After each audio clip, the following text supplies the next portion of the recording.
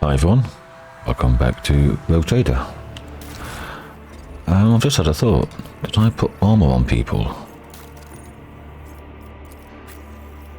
Yeah, you put the flak armor, I guess. Do you have any light armor I can wear? No, this is all mediums.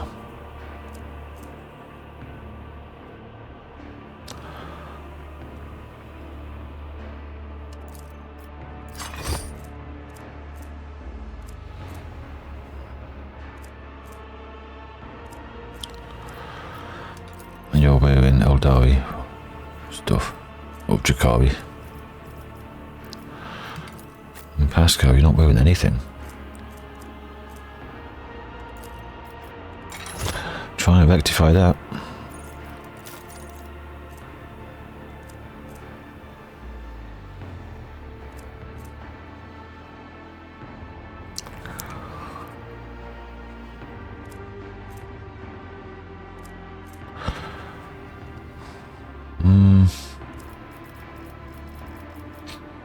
Okay. I had a thought. I think I have to go to see Tervantias to trigger the next sequence of things. I always have a backup plan. So let's go do that.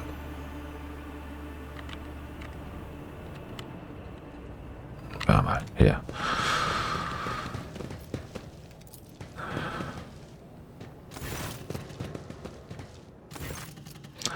Meet. The master ordered that you be let through. When you approach, a ferrometric spring to life inside the monster's bulk. Injector hisses, filling its blood with compounds that cause its veins to bulge, its muscles to swell, and twitch spasmodically. What kind of creature are you?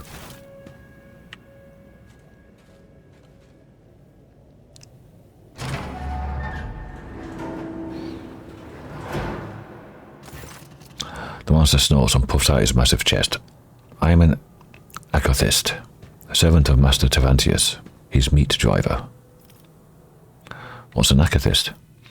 Augmented warrior is called a Rak because the homunculus invades his nature like a conqueror, wrecks the mundanity and creates the perfection from whatever is left. An Akathist is superior among the Raks, as well as the strongest and most frightening. What offences earned you this hideous transformation? Not offences, labours. I toiled to be granted this honour. I begged for it, and I received it.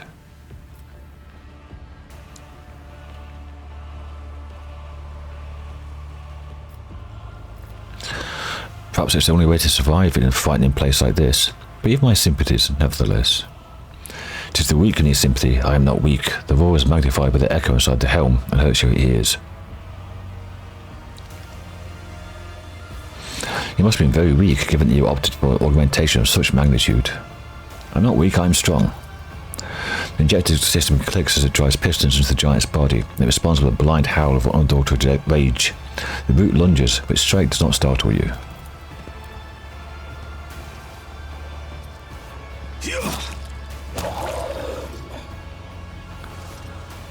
Yeah, just wind him up. And we get that. Rak's macrosteroidal gland. A gland capable of injecting the body with macrosteroids, causing rapid bone and muscle growth. The Hex Rifle. Don't we have one of those already?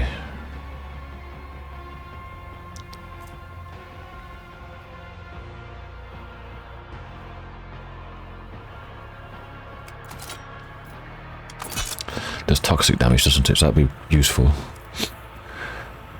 Does it have something else doing toxic? Was it this? Splinter rifle? Yeah, instead of the shuriken catapult. Okay. Let's go and see Tervantias. See what nonsense he wants.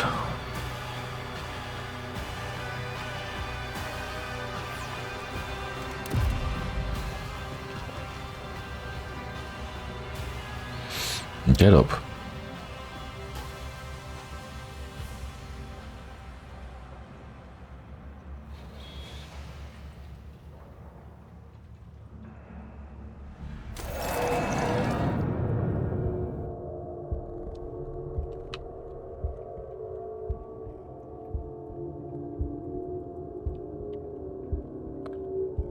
Okay, cages here.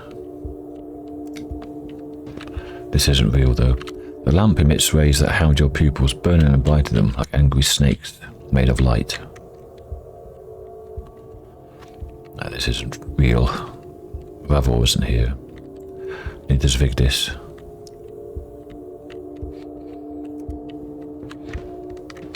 I'm hallucinating. Through the bars of the grate you're walking on, you see the bottomless abyss. It beckons you to jump in and promises an embrace softer than any featherbed in the world.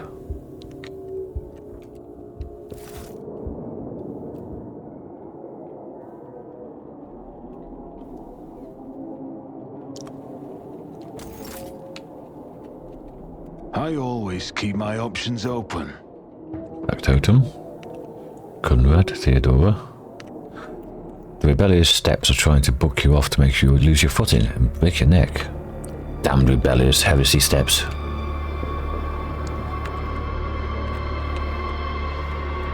Can I go inside the cage? I'm done.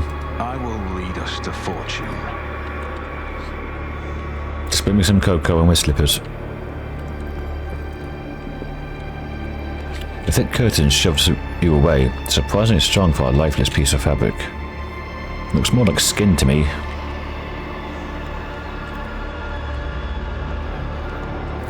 There's Mort. Now we're back to reality again. Is there money to be made? Tervantias, the Archmachinator. Edelthrad. Edelthrad. Yeah, it's not him. The corpse hanging from the structure turns its flayed face towards you with a crack and snickers. Edelthrad was the guy who turned into a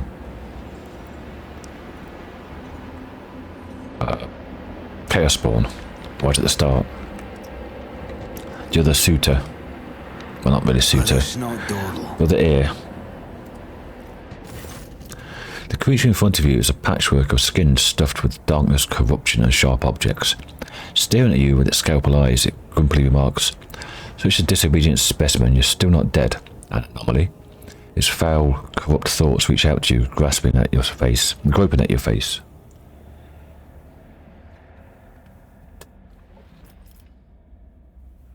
I need help. Tervantias the Archmachinator, but I see you'll soon become a very obedient specimen. Convulsive spasms, hysterical reactions. Come here. The creature pokes you in the chest, its triangular fingernail easily penetrating your skin. A strange sound throbs at the edge of your awareness, a sound similar to your own scream.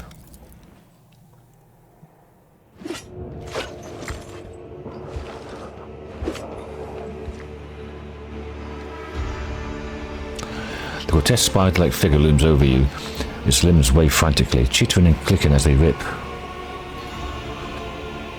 Its canvas is your flesh.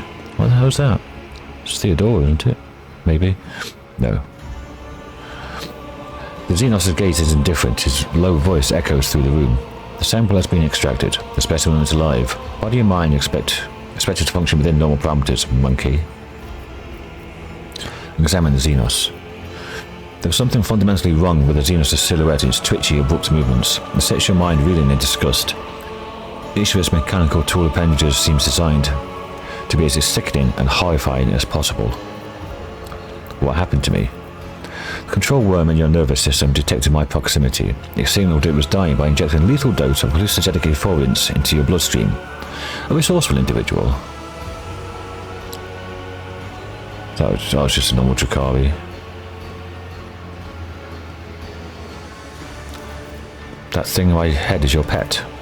Drakari holds up the pale maggot, the same one you saw on Malazai's hands.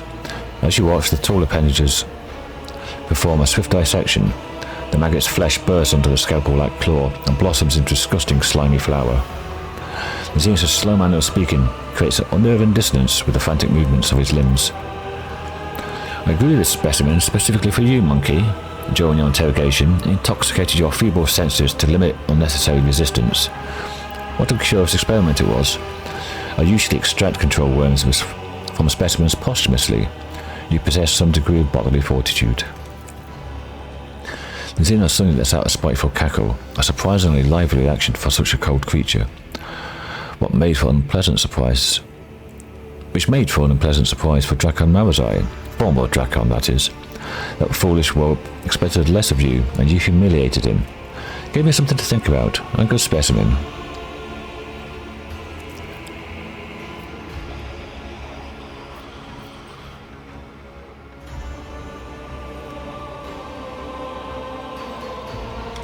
Glance at dissected maggot. Do you eviscerate everything you lay your hands on?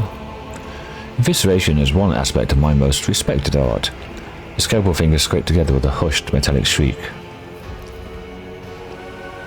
This good specimen desires a reward for his impressive performance. After all this, you decided to grovel before the master of flesh. How very primitive an attack.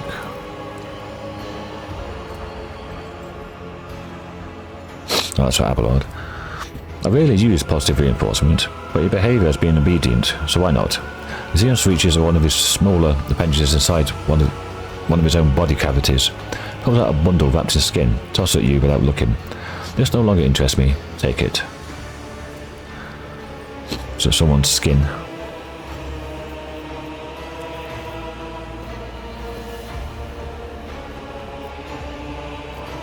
Are you Tervantias?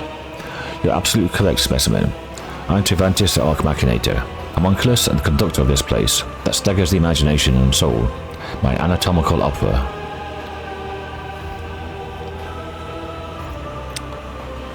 I offer you my gratitude for saving my life. The concept of gratitude is unclear to me, but you will work off your debt.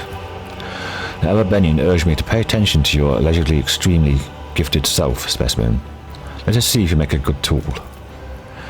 Same as you, little moth. Xenos points a mangled limb towards Erliet, unless of course the darkness of Kamara burns you as fast as the others. Erliet flinches. What does this mean, homunculus? Who knows, Asuriani, who knows? The Xenos makes a chuckling sound. What exactly did this Arabenian tell you about me? The Xenos lets out a strange sound that almost resembles a scoff. This information should not burden your undeveloped mind. Arabenian told me to give you the chance to enter my Anatomical Opera. That's all you need to know. You, a Drakari, would do business with a human. How remarkably open-minded. Do business? The homunculus looks puzzled. I will do no business with you. I will use you. You survived a battle in the arena, which means you have uncommon parameters for your kind. You're a lesser organism, true, but the towering heights of my wisdom make it difficult to distinguish between your inferiority and the inferiority of most of my kin. What do you want from me? You will return to the arena of the Fatal Thirst. You'll kill a few of the witch's fosterlings for me. You might even spill the blood of one of the blood-stained proselytes. The homunculus looks past you as he delivers his imperious speech. They are long overdue a small lesson in humility. They have forgotten their place. They lack respect. They do not appreciate my work. They fail to recognize my authority. Still staring into the distance, he continues to list his grievances with maniacal thoroughness. Excuse me. Hope my voice is okay. The homunculus makes a snapping sound. Here comes Abyss and her fosterlings. The leader of the blood-stained proselytes has paid a visit to the Anatomical Opera. Take this opportunity to study them properly. They won't dare touch you here.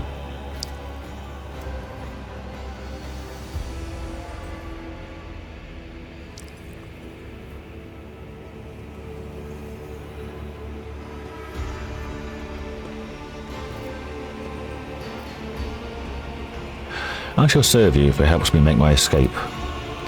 The response is acceptable. If you behave like a good specimen monkey, you may eventually receive my help in escaping Kamara. The Fleshmaster is mad enough to help us escape in favour of his own unholy designs, but the price, Anatak, will be unfair and terrible. Obedience will be rewarded. Take your crude gear with you. I bore such technological banality, but creature as undeveloped as you may find it of use. Hear one of the joints in Tervantias' arm flick. When you're finished with this, go and look at the ones who will be your executioners when your time comes to die. Okay, we get all the gear back. Cool.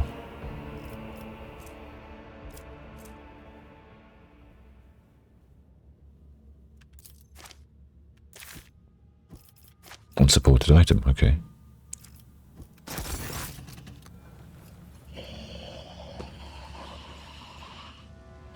The sheer primitives, yeah. I would like to speak with you about a member of my retinue who was delivered to you. Which specimen in particular? I want Idira back in my retinue. Ah, the volunteer specimen. Equipped her with an experimental device to isolate her mind from the veil. The specimen performs menial tasks around the laboratory and serves as a willing source of essences. She is allowed to choose her own torment, be it fracturing her bones with vibro waves, placing herself in the capsule of extreme heat, implanting an electroscarab under her skin, or shutting off the psi stifler. At once has the specimen chosen the last option. I estimate that the irreversible collapse of the cardiovascular system will occur in 7 or more cycles of consciousness. A curious yet altogether predictable reaction to implanting the psi stifler. I will perform a more detailed analysis of the organic damage after the specimen's dissection.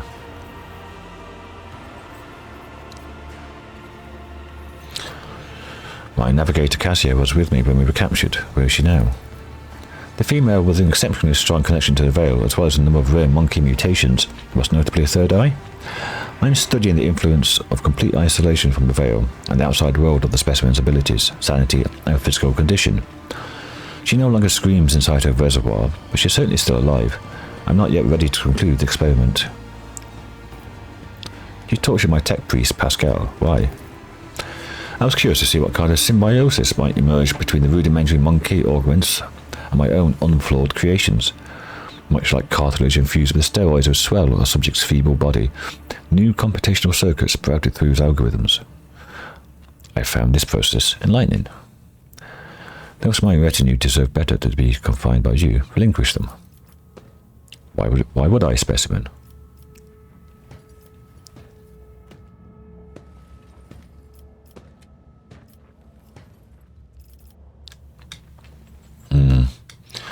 With a full escort, with a better chance of succeeding and contributing to your plans.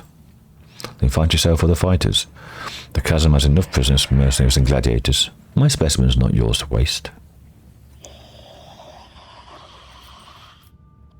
Sounds like he's making coffee. And a percolator.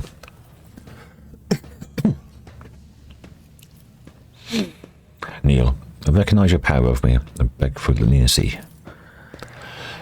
Tervantias smiles acidly. Very well, I will release one specimen. As for which one it will be, the choice is yours. I'll take it, Idira. A sadistic smile is playing on the homunculus's lips. Yes, I wonder what the effect will have on the rest of the specimens once they learn of your decision. Tervantias dismissively throws your tiny object. This is the key to the device worn by the volunteer specimen, the one that suppresses her connection to the veil. Wonder if it has already caused permanent psychological damage. No matter. You only require the key if the specimen resists. She's always been free to remove the device herself.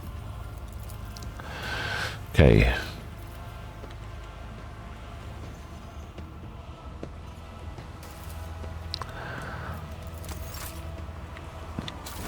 Let's get people equipped.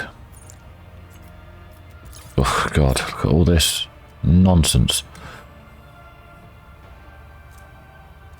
Okay, sanctified staff. I can have now because I've got sanctic powers. But staff of endless flame.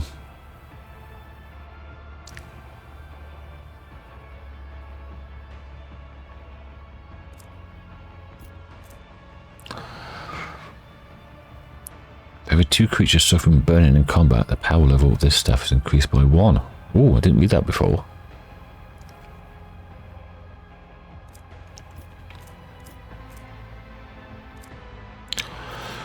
And it's everything I was wearing before.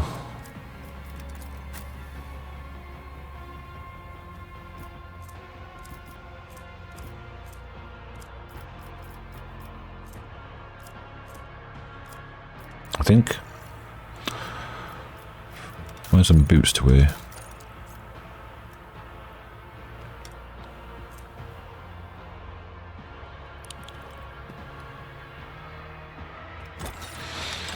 That's not bad.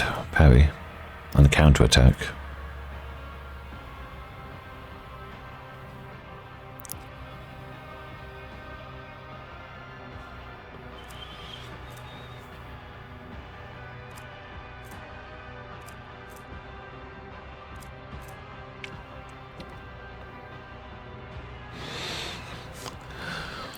That's not bad.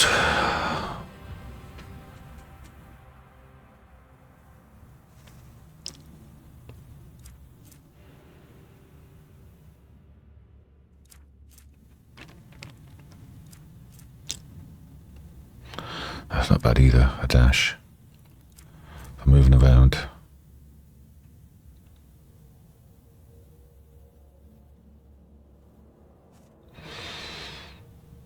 It's super dodgy there. I've got 113% dodge anyway.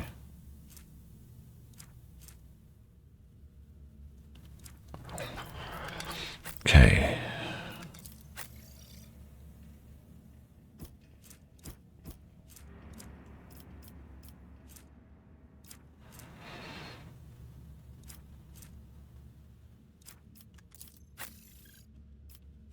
Pascal's got his axe back, his plasma gun. Nice. Do a quick save, so I have to do all that again. Zoom out a little bit. Pascal, a minion, Idira. Idira Tlass is staring at you as if she's seen a ghost. There's a strange, eerie looking device on her head. A tangle of myriad thin, translucent threads coiled in elaborate, stick-in patterns on her temples. Many of the threads penetrate the skin of her face, neck, and clavicles.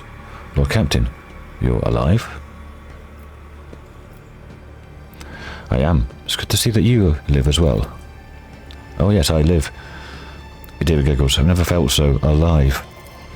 The longer you look at Idira, the more strange details you notice about her appearance. The odd earthly tone of her face, the fine purple veins around her parched, cracked lips, the subtle change of the colour of her now lustreless eyes. An unpleasant sense of wrongness comes over you, as if the woman standing before you is not quite alive. What are you talking about? See this? It's a reward to my loyalty. She gestures vaguely at the strange harness on her head. When they captured us, I don't remember much from back then. I remember the shackles that burned when I heard a whisper. I remember injections that made my body go numb. I remember them dragging me away from you. Our three-eyed doll, Cassia, they took her too, along with me. Her body was here, at least. She wasn't moving, wasn't talking, nothing. Then I wound up here, at Master Tervantias' mercy. First he studied me, poked me with needles, opened up my head to get a look at what was inside, but then he made the voices stop. He made them stop, Jellybobs. I don't hear the whispers anymore.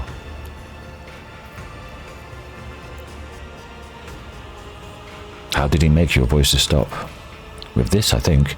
Idira touches one of the tubes on her head. It hurt me when he was putting it on. It still hurts. I'm used to it now.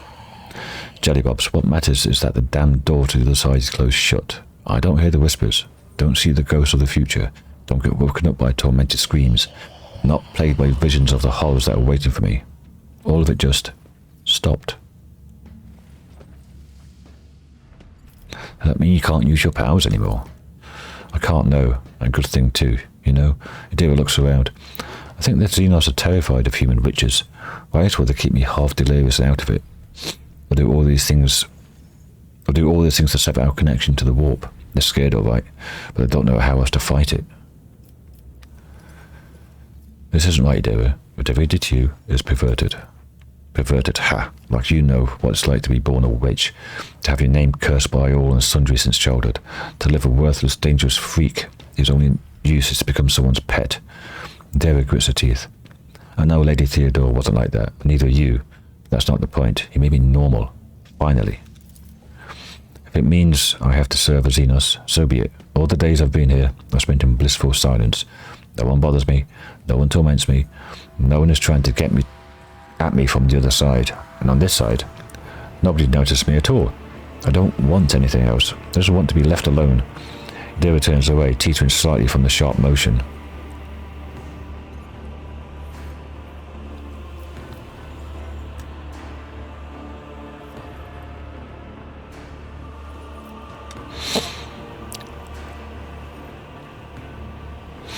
Hey, I can mesmerize Idira by being heretical.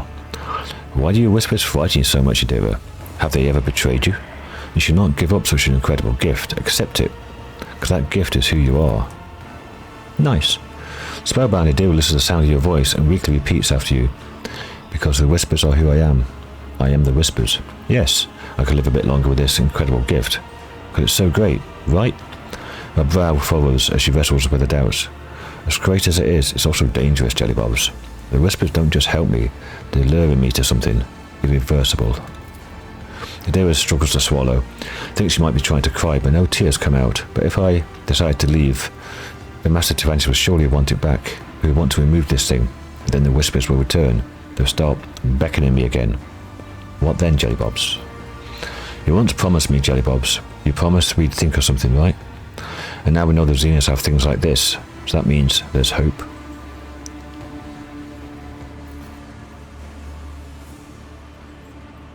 Promise we can figure out how this thing works, but we need to remove it first. Idira's eyes light up. You're right. Once we're home, it'll be a cinch to find some xenotech whiz to make sense of it. Alright, that's enough of me running my mouth. It's time. She grabs the device on her head, with both hands begins to pull. The colour instantly drains from her face, her eyes bulge, and she bites the lip so hard it starts to bleed. With a sharp sound, the tubes slip out from under her skin, spraying blood mixed with foul-smelling, ochre-coloured slime. The device detaches from Idira's head. She lets out a piercing cry, her head jerking back from the pain. The delicate device clinks as it shatters into tiny fragments. Well, this is awkward. Idira forces out a laugh as she looks at the shards on the floor. Looks like the Xenians are right to call us clumsy animals. Oh well, since it's decided. She shoots you a look of vicious glee. Might as well go out with a bang. Lead on, Lord Captain. Well, it's the only way to look at it, Idira. It's the only way to look at it, unfortunately. Okay, you have the charge stuff, the lightning bolt. And I can also give you... Do you have Santic powers yet? I thought I'd give you Santic powers. I've got to level you up anyway, so let's have a look at what I had planned in my spreadsheet of doom.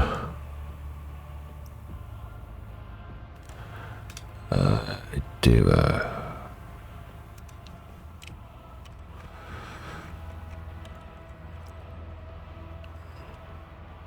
When do I give her Santic powers?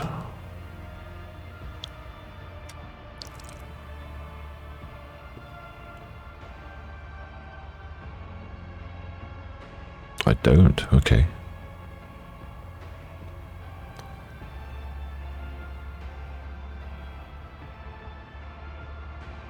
I thought I did.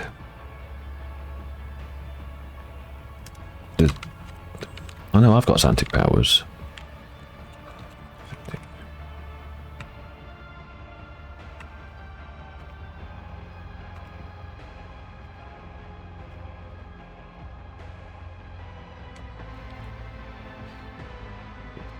Maybe Heinrichs has it as well. Okay. But anyway, let's level her up.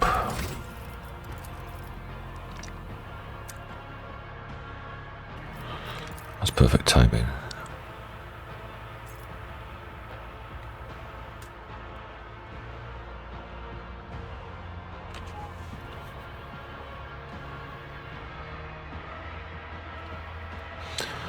When an ally under this effect dodges a powerful attack, if this ally has a weapon capable of reaching the attacker, attack 1 AP or less, immediately counterattacks. That's not bad, actually.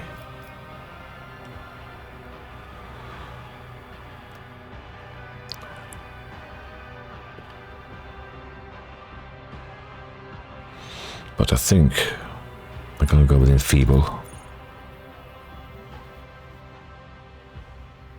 That's all targets, though.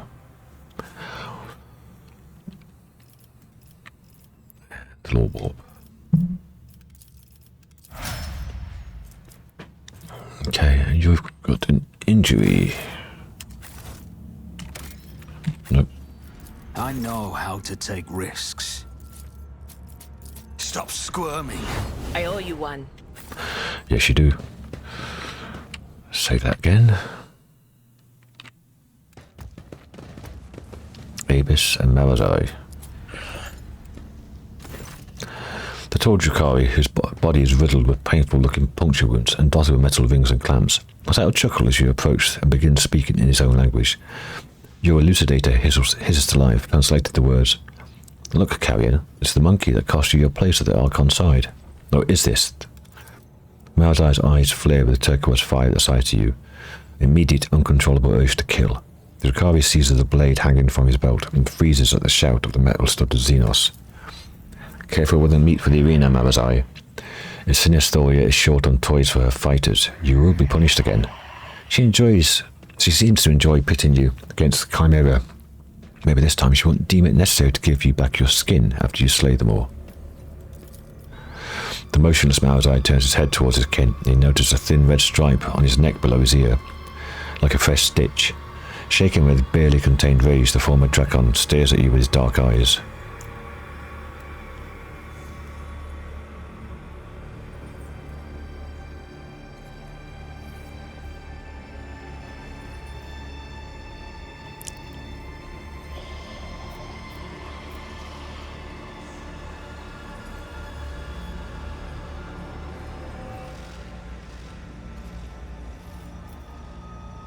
Yes, Malazai. I just wanted to get a proper look at you, humiliated, stripped of everything you were, and later I shall find a way to kill you. Malazai gives you a predatory grin. You think too highly of yourself, little beast. Pray you were killed in the arena, where you know the caress of my blades. Maybe this expression turns sour. I'm tired of this noise. We must go. Proselytes. It's time for the next training session. Okay.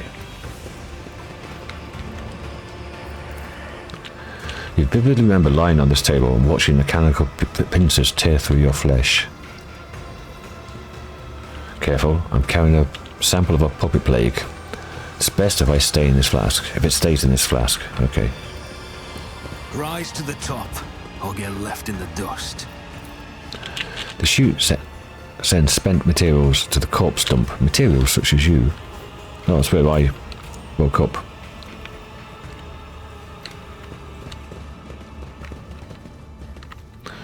I can get Cassia later. There's the Space Marine.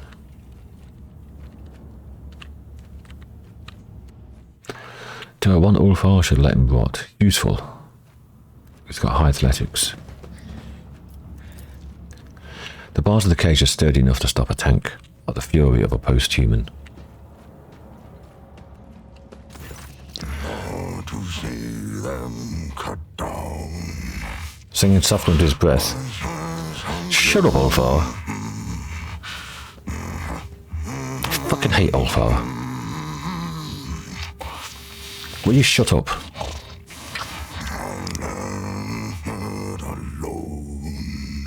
Shut up, Ulfar. Ulfar, shut up. Singing softly under his breath, the man of enormous proportions is intently stripping raw meat from the bone with his teeth. His unwashed red hair is falling into his face. His beard is matted and bloodstained, and the aforementioned teeth look more like fangs than any human equivalent. I might just leave him to rot. Fuck him, I'm sick and tired of his singing.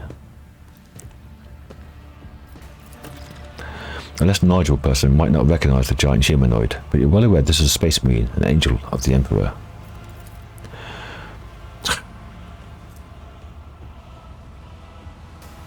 His body is covered in primitive scar tattoos, the meaning of which eludes you.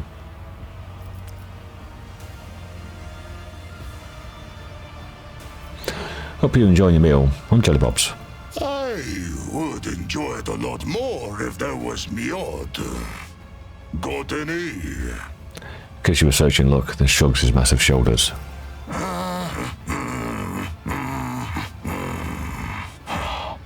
What do you want? Picking a piece of meat from between his teeth, while he resumes his murmured singing.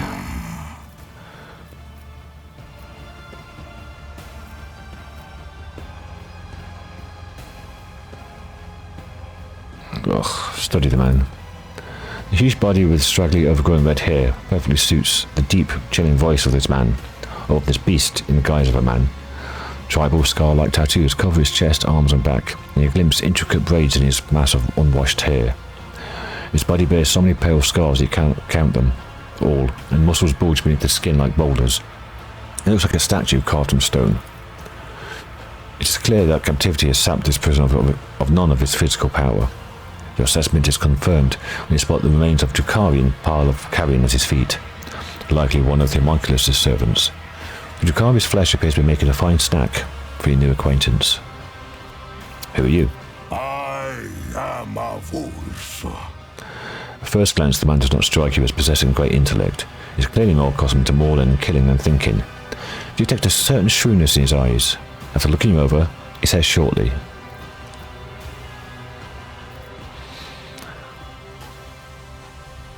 "Why did the Homunculus keep you in a cage?" For his own safety. When I am not busy killing inhuman spawn in the arena, the Xenos fear my will.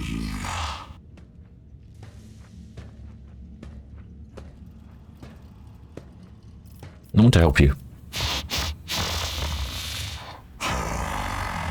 Who are you to offer me help? You stink of Xenos. I see you are on friendly terms with them. You are not sitting in a cage, and you smell of someone else. Someone spiteful and cunning. You cannot help me. Spiteful and cunning, is that because I'm chaos, or is it Kibela? You must be planning to escape, yes? And why do you want to know?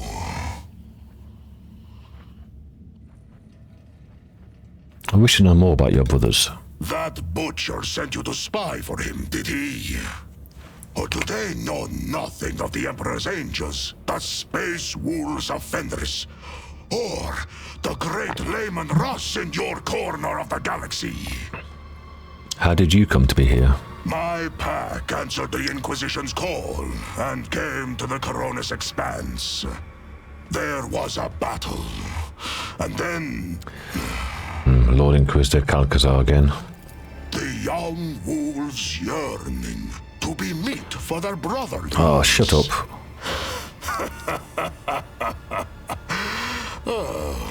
Was that clear enough? This saga sounds less interesting in prose. That's the most annoying thing about Ulfar, is all this fucking way over the top ham acting and voicing. Point at a piece of meat on his hand. Don't they feed you? A predator does not eat only when it is hungry. There are many reasons to eat. The warrior looks at him mild surprised. Understanding brings a crooked grin to his face. There must have been a reason for this bloody repast. For a moment, a vicious grin loses some of its sincerity. The bloodthirsty prisoner casts intense, scrutinizing look at your face, as if trying to read your thoughts.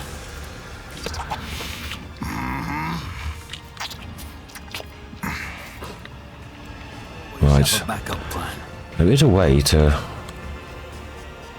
get the key out of Tervantias. An extra meat shield would be useful.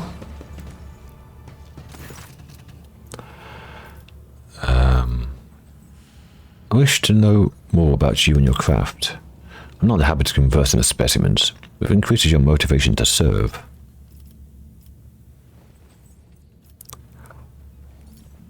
What is your craft? Absurd question befitting your small-minded kind.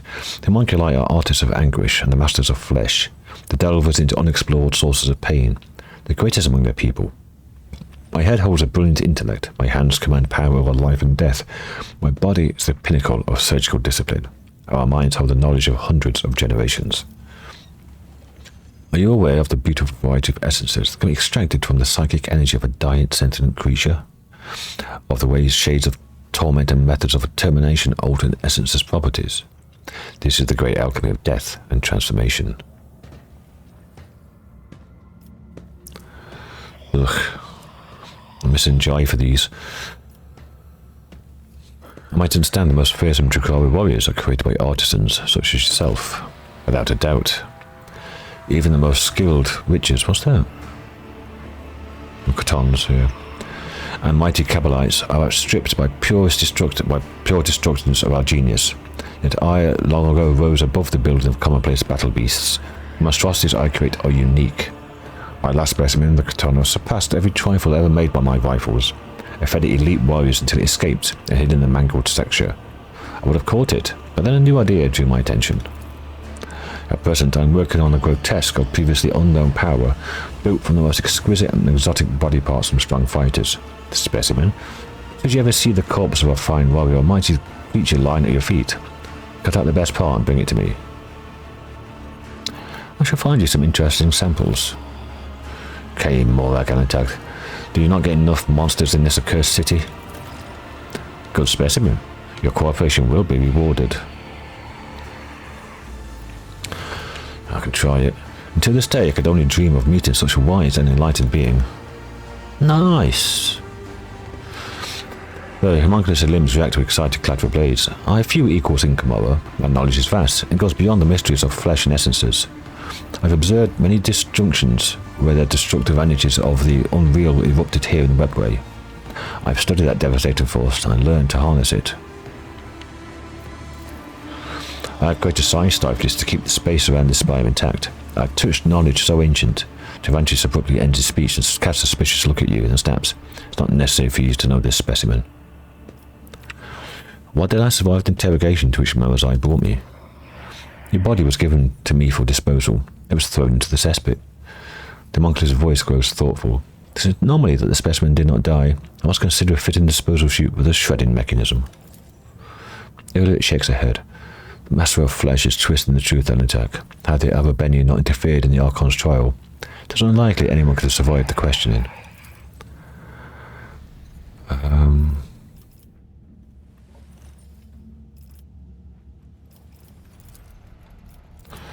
How do I get the Space Marine out? Oh, I've still got the pain. You still got unholy flesh.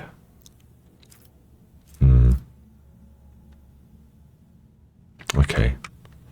How long have I been recording? 42 minutes. Well, I'll stop here then. And I'll try to remember how to get the Space Marine out of the cage. There's a certain order to the conversation you have to do, I think. Anyway, thanks for watching, everyone. I'll see you in the next episode, where if we get the Space Marine, we can go and search around the areas outside, find that Koronus, come back here and hopefully get rid of that and that. Although, why keep that?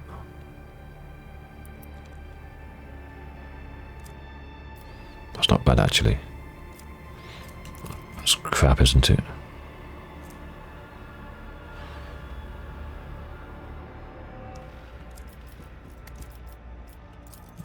This one isn't bad.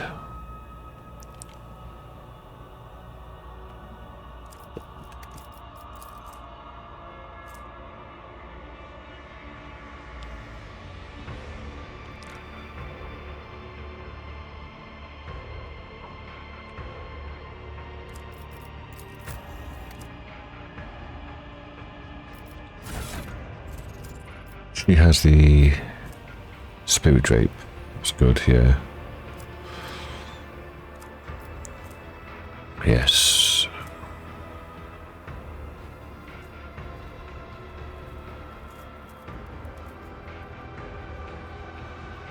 Okay. If I can get her the breastplate, it gets +1 as well. Or I could do that for myself, get the breastplate for +1. Anyway, I'm rambling. Thanks for watching, everyone. I'll see you in the next episode. Bye for now.